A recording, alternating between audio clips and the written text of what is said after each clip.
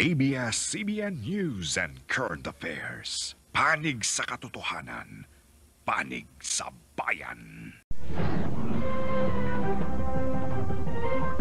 Live mula sa ABS-CBN News Center, Manila, Julius Babaw, Ed Filon at Karen Davila. Ito ang TV Patrol World!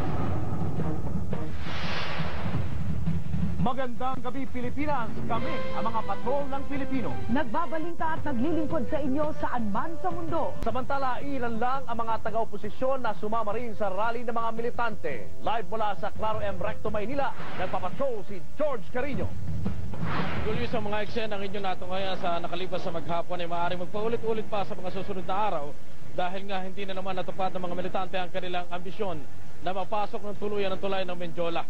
Kung kaya't inaasahan na ang mga paluan at ang lusuban ay muling mauulit sa makasaysayang tulay ng Menjola. Labasan nila mo eh. Kahapon pa sinabi ng oposisyon hindi sila sasali sa marcha sa Menjola. Pero hindi nakatiis itong sina Linggoy Alcuaz at Tres Cortes ng FPJ Movement. Sa welcome rotonda nagsimula ang kanilang kilos protesta. Pero dito pa lang, binara na sila ng mga pulis. Kaya heto, todo handa na si Alcuaz, kompleto sa face mask at may payo pa sa mga sasabak sa Menjola. Alam niyo ako, pikon ako eh. Pag nasasaktan ako, bumabawi ako. Di lalong lalaki. Kaya mas mabuti